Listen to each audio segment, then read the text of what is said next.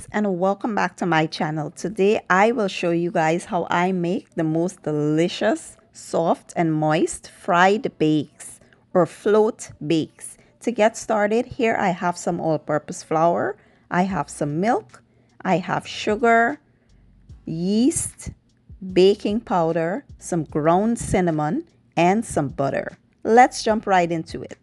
So to get started, you want to add your butter to the flour and work that in by hand.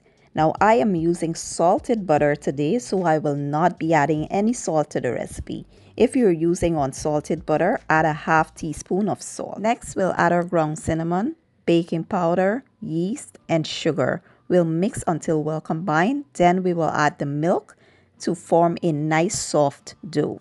Now, usually cinnamon isn't a part of this recipe, but it's my recipe. I like to make things my own by adding my own touch, my own flair to the recipe.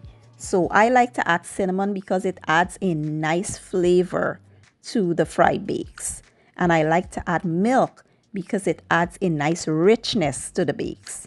So, but you can also add water here instead of milk.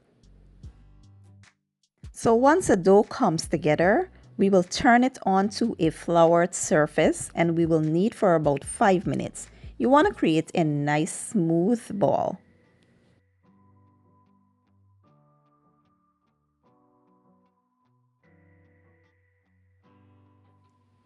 And after about 5 minutes, this is how your dough should be looking.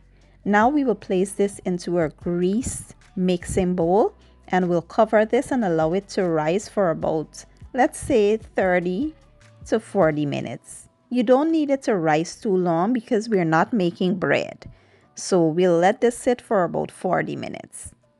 So once 40 minutes is up, we'll now go ahead and, separate our dough into 7 equal parts. You can get about 8 bakes with this dough if you make them a little smaller.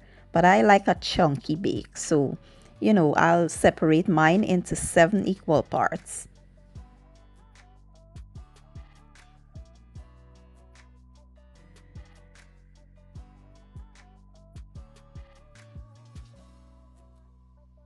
Now we'll take our pieces and create some little dough balls. We want to get them nice and uniform as possible because that plays a huge part in your presentation. Once you get them nice and smooth, then you'll get a nice looking bake. And I'm big on presentation, so that's what I like to do. So once you've got all your dough balls prepped, what we'll do next is roll them out into our desired sizes. Whatever size you like your bakes in, you roll it to that size. But I must caution you that if you roll them too thin, what will happen is when you fry the bakes and they inflate, it will become very hollow in the middle. No flesh or meat in there.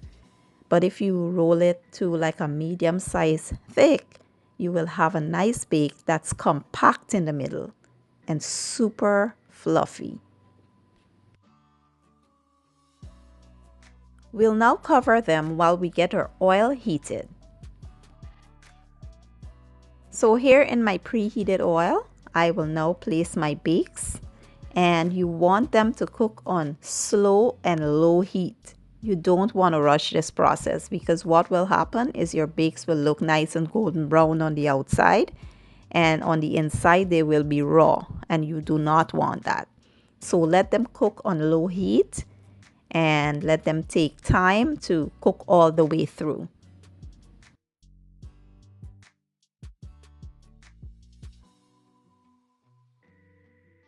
So what you see me doing here, coating the bakes with the oil, is this method helps the bakes to inflate faster. So, because what happens is the bakes are being cooked on the bottom, but they're not getting the hot oil over top. So, it will take a longer time to inflate. But if you help by, swooping the oil over top of the bake, it will inflate faster. And that's what we'll do. And when our bakes become golden brown, we will flip them and allow them to become golden brown on the other side.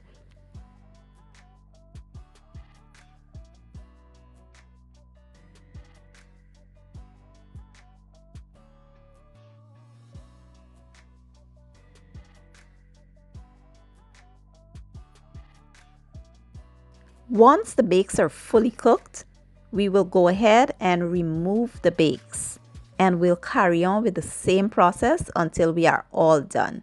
But just take a look at how the bakes are perfect in color, and they are absolutely delicious. So today I'll be enjoying my fried bakes with some fried saltfish. We all know that bakes go well with fried saltfish. And I could not go without showing you guys the inside of the bake. It is perfectly cooked. It is nice and fluffy and has a lot of flavor. I do hope you guys give the recipe a try. And if you enjoy my video, please give it a thumbs up, share it, leave a comment down below, and don't forget to hit the subscribe button. I will be leaving all my ingredients and measurements down in the description box, and I'll see you guys in my next video. Enjoy!